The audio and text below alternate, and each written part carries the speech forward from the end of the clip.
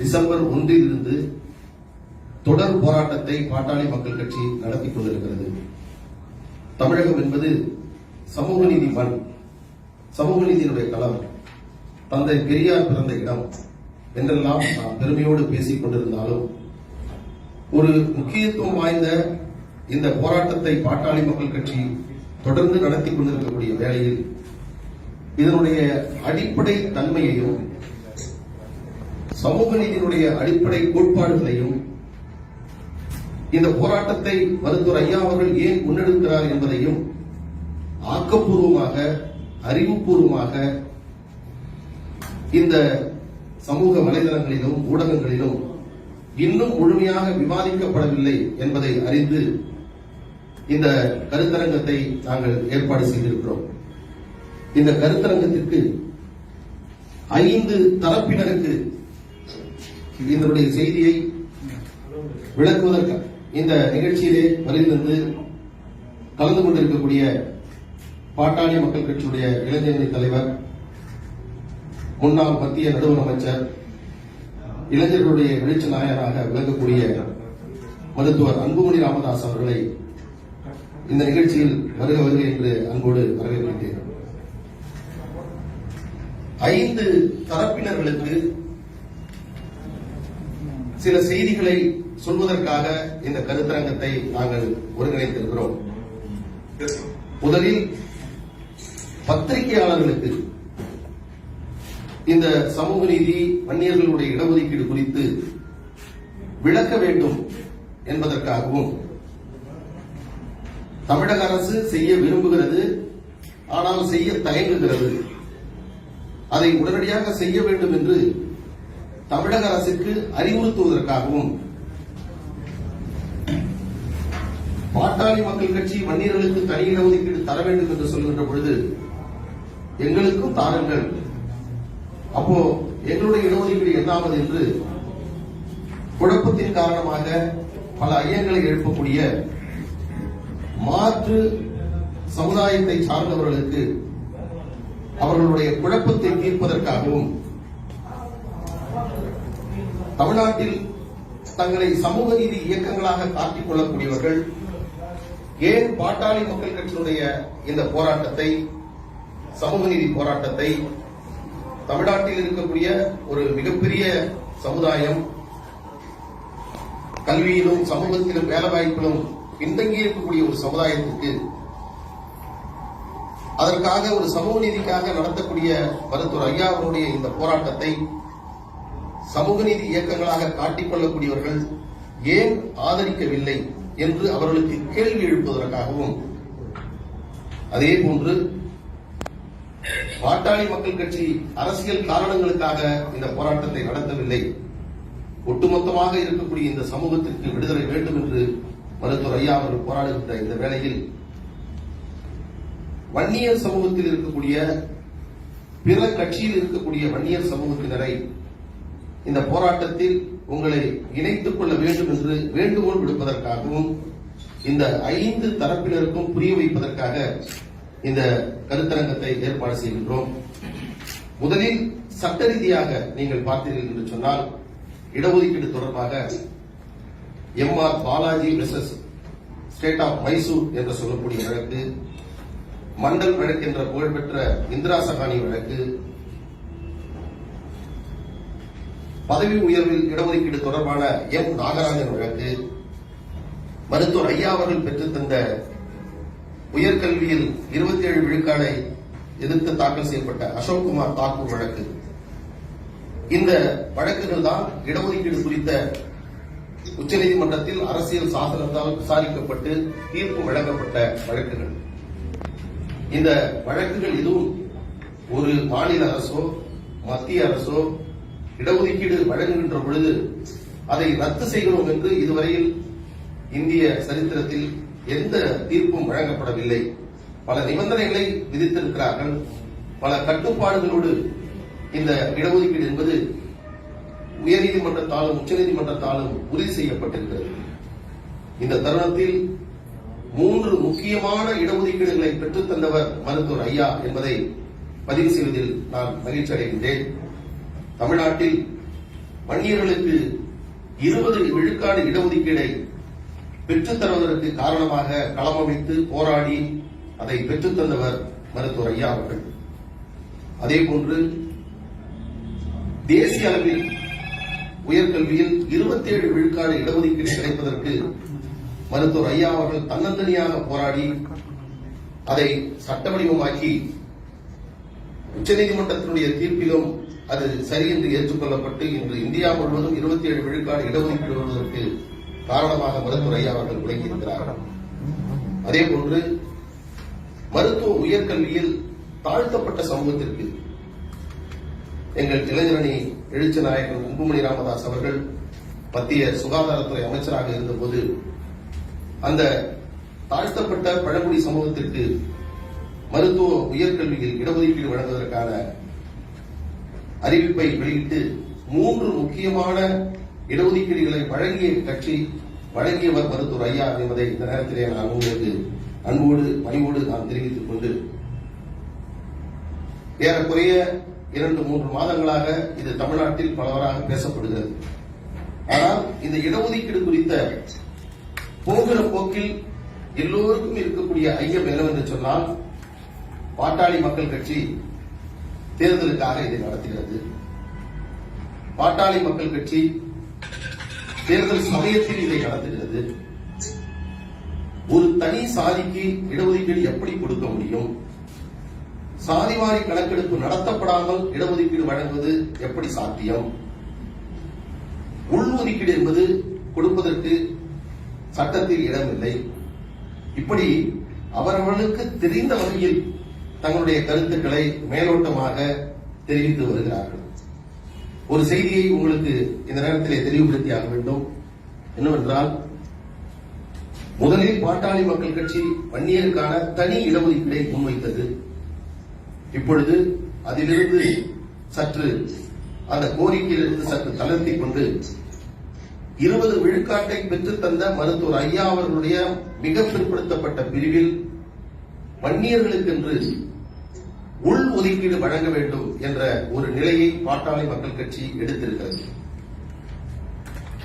December 1ஆம் தேதி தனியிட ஒதுக்கீட்டிற்காக போராட்டம் நடத்திய போது அன்றைய தினம் தமிழக முதலமைச்சர் எங்களுடைய அன்புமணி ராமதாஸ் அவர்களை அழைத்து எல்லோரும் கட்சியினுடைய முன்னணி தலைவர்கள் எல்லாம் பேசுகின்ற பொழுது, ஏன் இடஒதுக்கீடு வழங்க வேண்டும்? அரசு செயலாளர்களில் ஒருவர் கூட வன்னியர் இல்லை. தமிழ்நாடு தேர்வாணையத்தில் ஒரு உறுப்பினர் கூட இல்லை. பல்கலைக்கழகங்களில் வன்னியர் இல்லை. உயர்நீதிமன்ற தலைமை நீதிபதியாக, உச்சநீதிமன்ற நீதிபதியாக இதுவரையில் வன்னியர் இல்லை. இப்படி அடுக்கடுக்காக தன்னுடைய ஏன் இதை வழங்க வேண்டும் என்பதெல்லாம் அன்புமணி ராமதாஸ் அவர்கள் எடுத்து வைத்து முதலமைச்சரிடம் பேசினார். நான் கலந்து பேசி ஆலோசித்து உரிய முடிவெடுப்பதாக சொன்னார். ஆனால் அன்றைக்கு மாலை தமிழ்நாட்டில் சாதிவாரி கணக்கெடுப்பு நடத்துவதற்காக ஓய்வு பெற்ற நீதிபதி குலசேகரன் தலைமையில் ஒரு ஆணையம் அமைக்கப்படுகிறது என்ற ஒரு அறிவிப்பை வெளியிட்டு 69 விழுக்காடு இடஒதுக்கீடை காப்பாற்றுவதற்காக இந்த ஆணையம் அமைக்கப்படுகிறது என்று தமிழக அரசு தன்னுடைய செய்திக்குறிப்பிலே வெளியிட்டார்கள். இந்த சூழலில் அதற்கு பிறகு மிக பிற்படுத்தப்பட்ட பிரிவில் உள்ஒதுக்கீடாக என்ற நிலை வந்ததற்கு பிறகு அதற்கு பிறகும் ஊடகத்தில் இருக்கக்கூடிய மூத்த பத்திரிகையாளர்கள், சமூக நீதியில் அக்கறை கொண்ட அரசியல் தலைவர்கள் எல்லாம் அந்த ஆணையம் அமைத்து அந்த ஆணையம் அறிக்கை தந்தால் மட்டும்தானே உங்களுக்கு இடஒதுக்கீடு வழங்க முடியும் என்று சொல்லுகிறார்கள். அது தேவையில்லை. அந்த ஆணையம் 69 விழுக்காடு இடஒதுக்கீடை காப்பாற்றுவதற்கும் அதை எப்படி செயல்படுத்த வேண்டும் என்பதற்காக அமைக்கப்பட்டிருக்கிறது ஒழிய மிக பிற்படுத்தப்பட்ட பிரிவில் உள் ஒதுக்கீடு கொடுப்பதற்கு இதற்கு முன்பாக தமிழக அரசால் ஒரு அரசாணை பிறப்பிக்கப்பட்டிருக்கிறது என்பதை உங்களுக்கு புரிய வைக்க வேண்டும் என்பதற்காக, அதாவது தமிழக அரசுடைய அரசாணை 052 8/7/2020 ஆண்டு நீதிபதி தனியாச்சலம், ஓய்வு பெற்ற நீதிபதி தனியாச்சலம் தலைமையில் மிக பிற்படுத்தப்பட்டோர் ஆணையம் அமைக்கப்பட்டு அந்த ஆணையத்திற்கு 3 ஆண்டுகள் பணிக்காலம் என்று நிர்ணயித்து அந்த ஆணையத்தினுடைய டேர்ம்ஸ் ஆஃப் ரெஃபரன்ஸ் என்று சொல்லக்கூடிய ஐந்தாவது பகுதியில் தி commission shall examine and recommend upon the demand made by various community to provide for internal reservation within the reservation provided for most backward classes என்று இதற்கு முன்பாகவே ஒரு அரசாணை என்பது தமிழக அரசால் பிறப்பிக்கப்பட்டிருக்கக்கூடிய வேளையில் இன்றைக்கு தமிழக அரசு நீதிபதி தனிகாச்சலம் தலைமையிலான அந்த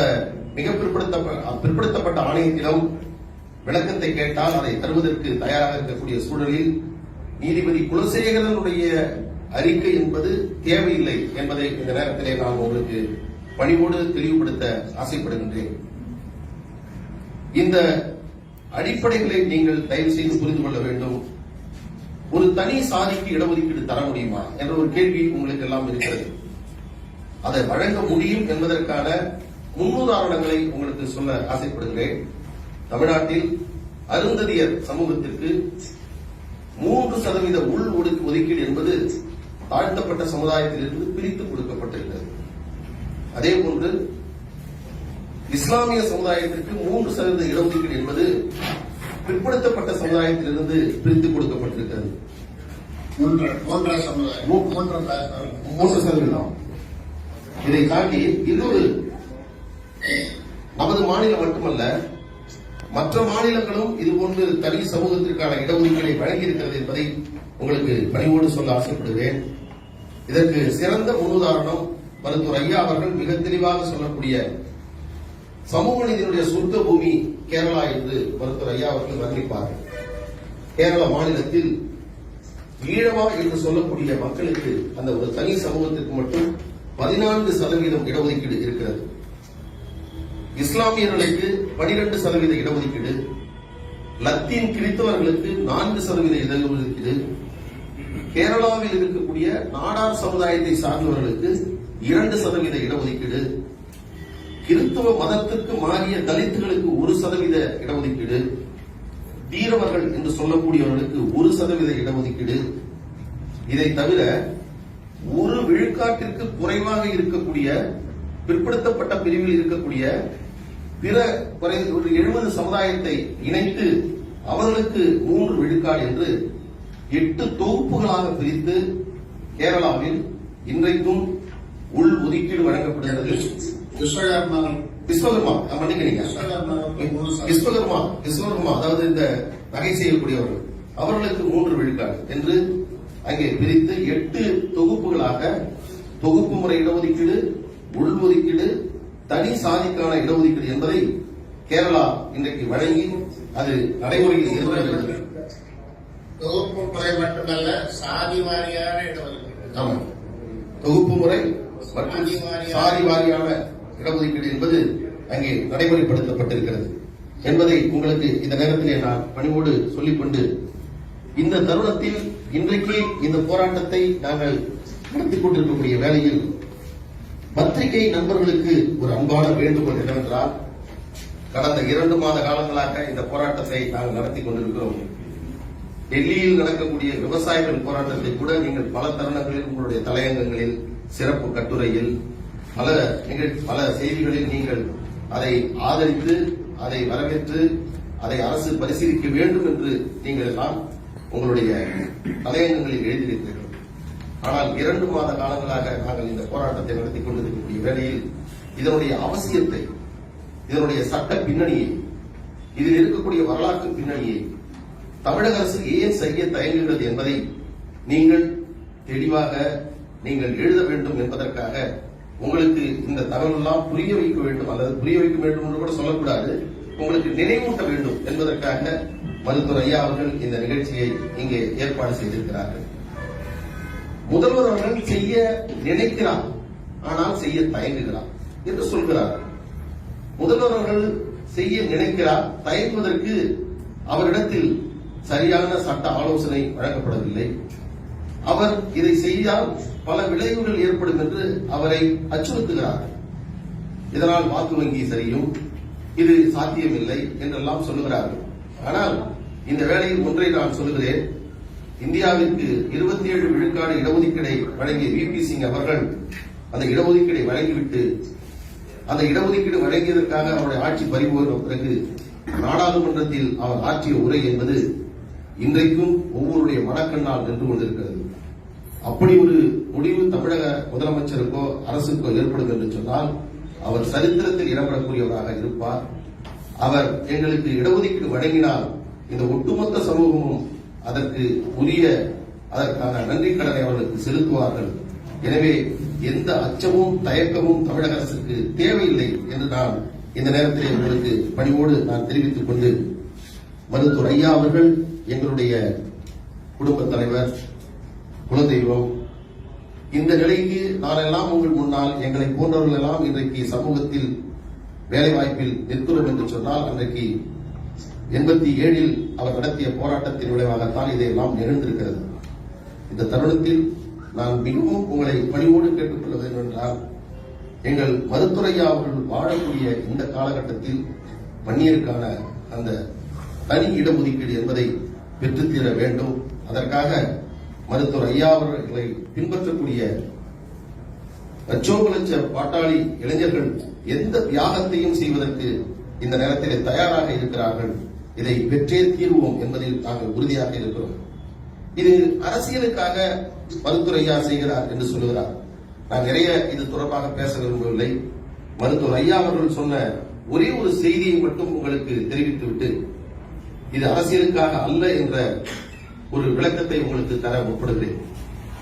ஐயா அவர்கள் சமீபத்தில் சொன்னார், என்னை நீங்கள் உங்கள் தலைவராக கூட ஏற்றுக்கொள்ள வேண்டியதில்லை, பாமகவுடன் கூட இணைந்து போராட வேண்டியதில்லை. திமுக, அதிமுக உள்ளிட்ட கட்சியில் உள்ள வன்னியர்களே, உங்கள் கட்சியினுடைய கொடியுடன், உங்கள் கட்சி கரை வேட்டியுடன் வன்னியர்களுக்கு தனி இடஒதுக்கீடு வழங்க வேண்டும் என்ற போராட்டத்தில் நீங்கள் கலந்து கொள்ள வாருங்கள் என்று ஒரு அன்பு வேண்டுகோளை விடுத்திருக்கிறார். இதிலிருந்து உங்களுக்கு நன்றாக புரியும் ஏன் இந்த போராட்டத்தை நாங்கள் நடத்தி கொண்டிருக்கிறோம் என்று. சமூக நீதி இயக்கங்கள் தமிழ்நாட்டில் இருக்கின்றன. இந்த சமூக நீதி இயக்கங்கள் இதுவரையில் இந்த போராட்டத்தை ஆதரிக்கவில்லை, எதிர்க்கவில்லை என்று வேண்டுமானால் நீங்கள் சொல்லலாம்.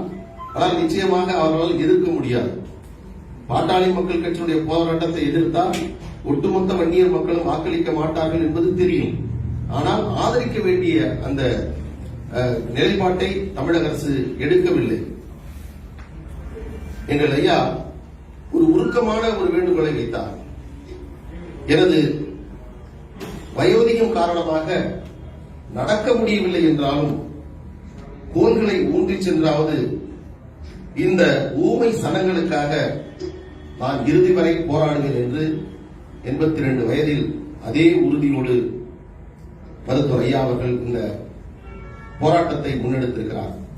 இந்த தருணத்தில் நிறைய பேச வேண்டும் என்று இருந்தாலும் மருத்துவர் ஐயா அவர்கள் மிக தெளிவாக தன்னுடைய கருத்துக்களை, செய்தியை இங்கே உங்களுக்கு வழங்க இருக்கிறார்கள்.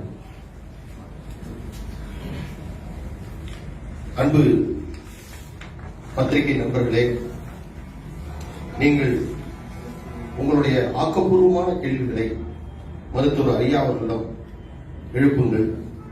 உங்களுடைய சந்தேகங்களை மருத்துவர் ஐயா அவர்கள் தீர்த்து வைப்பார். அரசியல் கலந்து அரசியல் என்று ஐயா அன்புமணி வந்திருக்காரு. ஐயா அதாவது முதலில் இப்பொழுது மருத்துவர் ஐயா அவர்கள் உங்களுக்கு இப்பொழுது இந்த போராட்டத்தினுடைய நோக்கம் குறித்தும் இதை குறித்தும் மருத்துவர் ஐயா அவர்கள் உங்களிடத்திலே உரையாற்ற